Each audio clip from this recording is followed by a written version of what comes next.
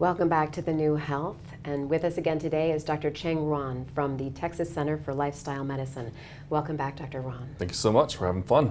We're having so much fun. So much fun. So we were talking before about AI Yes. and health. Yeah. And I know what some of the work you're doing, or all of the work, a lot of the work you're doing at Texas Center for Yes. Lifestyle Medicine has to do with lifestyle, which includes, we've talked about sleep and moving your body, nutrition, and also you are working with some mind-body medicine. And I would Yes. love to know about mind, body, spirit, and how that actually works with this AI component. Wow. Yeah, it's really compelling when you start with a story. So I'm gonna start with a story. Please do. In 2018, when I was looking at what factors are actually affecting chronic disease, and we find that people were having significant life situations, whether it's a marriage, divorce, death in the family, et cetera, that requires someone's belief system to be almost uprooted. And them going through that actually decrease the expression of disease, whether it's diabetes, cancer, et cetera, autoimmune disease, right? And so, fast forward to right now, like from then until now, I like to invest my money in things that actually make a difference for people. And, it started with some supplements and stem cells and all regenerative stuff. And then we got rid of a lot of that components and focus on relationships and spirituality. And no matter what a person's religion is, you can be spiritual. And what we understand that spirituality is sort of a pathway of transcendence into almost a different type of identity, if you will, an identity that serves someone really well. So when we see people go on that path, cholesterol starts improving, diabetes markers starts improving, the liver enzymes start improving, like all these things start improving. And so are there clinical studies that's done on this? The answer is yes. So a lot of mind-body medicine, which is mindfulness, breath, movement, Tai Chi, Qigong, we have all that at Texas Center for Lifestyle Medicine. The people who go through mind-body medicine have dramatically decreased hospitalizations, decreased Medicare expenditure on their health, decreased ER visits, right?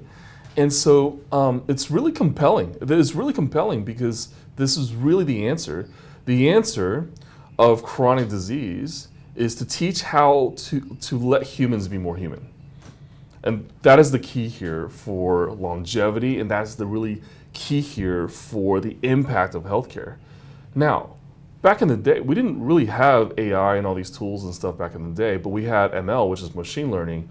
At that time, I created an initial program, which now looks ancient, that looks at these factors, and the computer will tell me what factor to focus on to build programs under for Texas Center for Lifestyle Medicine. So I'm a big data nerd, if you will. Fast forward to now, we have the ability to integrate with AI systems, large language models like OpenAI, which makes ChatGPT, and other large language models. We're able to basically hit enhance on everything that we've really built. So the AI is able to really identify, even through notes or the patient talking, what their spiritual foundation really is. So we as a group, we honor the spiritual foundation first. Like that's ground rules, right? So we honor that to create this sense of safety. So guess what the AI is doing? The AI is saying that, hey doc, if you actually do this, the patients get better faster without prescribing a single drug or supplement or a diet or anything like that, right? And so that's where the aha moment comes in, is that, oh, we teach humans how to be more human and connect and do more human-y things, right? That is gonna dramatically affect chronic disease states, which is the whole basis of where us being spiritual and us being aligned with our mission and purpose and mindset really comes in. And I have to give a lot of credit. Because I've had a lot of training on this, from Tony Robbins to Simon Sinek and all these great leaders in the world. So I take a lot of my analysis in motivational, interviewing motivational talks into the medicine space and develop that as the foundational language to keep that safety and security there. And now that we have the AI, we actually do a whole lot better. The AI is able to listen to how people are speaking and say that, okay, well, this person is this way because of X, Y, and Z. They might be triggered because of this, and they may have resentment because of this. And it puts it into a humanistic spiritual context rather than a diagnosis code or a disease state, which is too reductionary in my opinion. And that's I think the beauty of practicing medicine in the technological world. So I think what's fascinating is we're looking to the computer, to AI, to help us become more human and kind of pull together. And you said listening to the nuance in speech, the cadence of speech, cadence, the tone, words, words that are chosen, and then that's pulled together as these are the micro. What would you call it? Well, it's actually listening to both sides. It's listening to the interviewer too. Oh. So it will give me a grade. It'll say, hey, like this is your cadence, this is your speed. When you mention this, you trigger the patient to do this, right? Like do better. Oh, that's so good. And so do you reflect on it? Like do you go back and you I watch love and it. listen? I love it. You know, I've been trained in body language analysis and neuro-linguistic programming like for most of my life. And so like this is the thing that really like allows me to kind of bond and connect with people. Like the whole point of this is connect better with people without resentment. Because you know we've all had traumas in our lives, and there's things and experiences, smells, touch, sound that can trigger us, right? But the AI actually picks it up like really brilliantly within interviews. And guess what? The AI is also programmed in the patient medical history as well, what they've been through. 2 days ago, I had a little revelation from the AI, is that this patient came in wanting her hormones done, and she wanted to do it now. I want to do it now, right? And very aggressive. And then what happened is that someone's tone is like this traumatic tone. And then the AI prompted me to really ask, hey, what really did happen with this patient, even before I saw the patient. It turns out she had a miscarriage recently. She was blaming herself a lot. So I come from the sense of empathy. So I'm not going to be triggered on something, right? And so this is why AI can teach humans how to be humans, because AI learned from all human knowledge. And so all AI is a reflection of humanity, right? And so we're getting the AI to extract how humans can connect, and we're just really learning from our past ancestors, to be honest with you. And that's what AI is. So this is great. So you can learn from this. I love this whole concept of AI teaching us to be more human. But also I think that and please correct me, but with AI, we're not really going to get mad at AI. We're going to say, okay, we're going to listen to it, listen to our own reflection in those words, in that communication you've had with a patient, to say, okay, I need to do better, be better. And then I'm sure you've seen over time in interaction with that same patient that things go better. So it's proving itself. It's proving itself to you that it's actually working in this way. Yes, and it allows us to connect deeply and meaningfully, and especially before they show up to Jenny Moreno, who runs our mind-body medicine programs. She's reading what the AI output is there, and she deeply understands the patient, welcomes the patient in. Hey, I'm so glad you're here, right?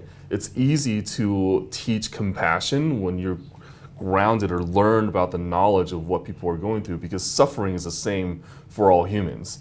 Doesn't matter Democrat, Republican, religions, gender, doesn't matter. The idea of suffering is the same. And you know, I came into medicine to really end suffering, but I see technology as a way of doing it much quicker, like much quicker than previously. This is why I'm excited about what the future lies for technology and medicine. So you had mentioned spirituality in here, Yes. and I love to talk about, does AI have a handle on spirituality?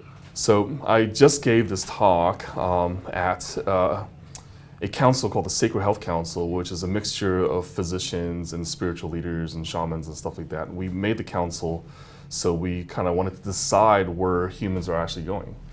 And so most of the people there fear AI, but I gave a little demonstration. We did a breathwork and mindfulness experiment where we had people go through visions and breathwork, and the AI was able to analyze someone's vision, the person who was next to me, by the name of JP.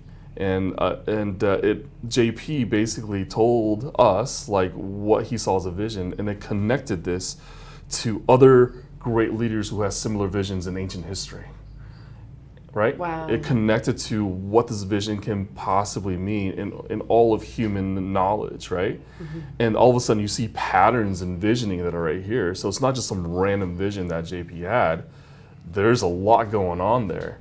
And the AI is able to analyze that. And so I did that with a few other people since then in analyzing the vision. So we had vision that going back into Viking cultures. We have visions going back to ancient Chinese cultures, right?